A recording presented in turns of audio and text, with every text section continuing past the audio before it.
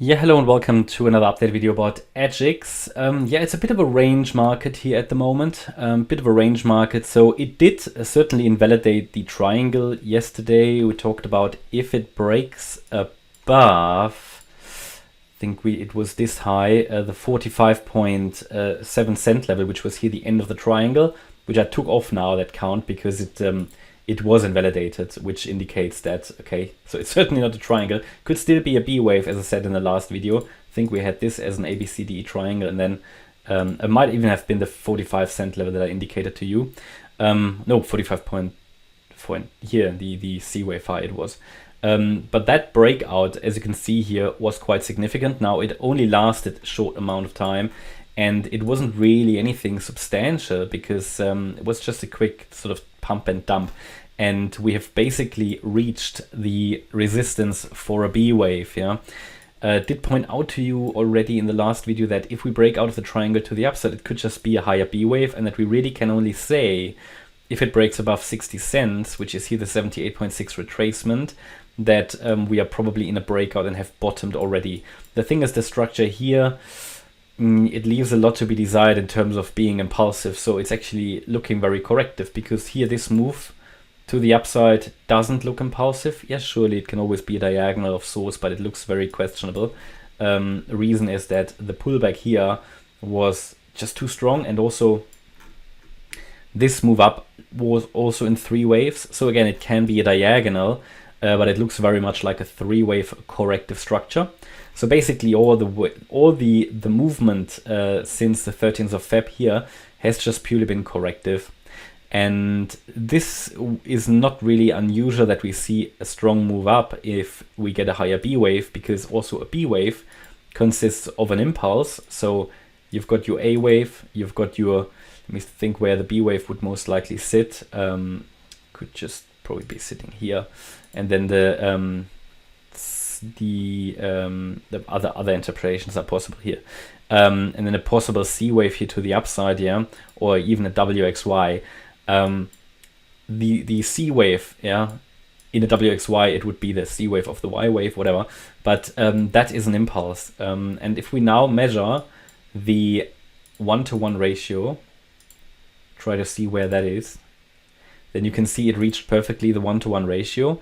And if I'm not mistaken, I highlighted to you, break above 45 cents could take us to 50 or 55. I can't remember what we talked about, but we might have talked about the 1-to-1 ratio in the last video. Anyway, you know, if you've been following this channel, that the C wave often takes the same length as the A wave. If it is a WXY pattern, it's the same story. Yeah, the Y wave, an ideal target, is the 1-to-1 ratio between waves Y and W, so that the both waves have the same length. And we got rejected quite strongly. That again indicates to me that, yeah, this could very well just be a higher B wave. Now, I will have to change my view if we break above the 60 cent level, the 78.6 retracement. That would then indicate a breakout. I mean, I'm not saying a breakout from here isn't possible. In fact, it would be great, because the wave 4, yeah, shouldn't really go any lower. So this is here round about the, let me just double check that, it might even be a bit lower. Don't want to tell you anything wrong here. It's roughly, yeah, no, I think we roughly came to the 50% level. Now for a wave 4, this is sort of the maximum it should do.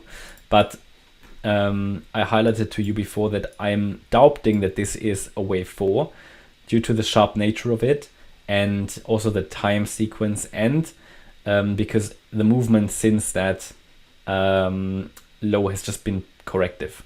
But of course possible, right? The thing is, if it makes one more low, it's probably not a wave 4 anymore. I will have to count it as a wave 2. But the point here is, I think, to expect setbacks from this area, okay? But a break above the area could lead to AGIX rallying in a fifth wave. And that would be pretty much in line with what Bitcoin and Ethereum are probably doing, or possibly doing. What would be a target for the fifth wave based on the last lows? So let's just look at that. For that, to establish that, we take the length. Let me just go to the 4-hour chart.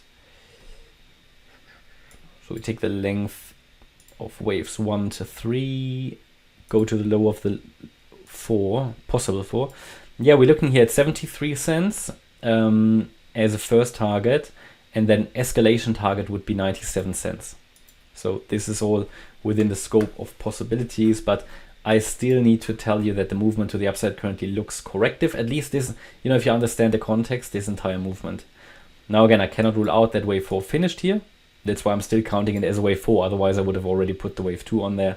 But yeah, triangle invalidated certainly allows for more upside, which we see at the moment. But the thing is, you see how volatile this coin is. And I really need to, due to this structure here, I really need to see it break above 60 cents to have confirmation or indication that the bottom has been struck here. Okay, that's my update about AGIX. Hope you liked the update. If you did, please hit the like button, leave a comment and subscribe. And if you really like the content, please check out the channel membership. Thanks a lot for watching. Bye-bye.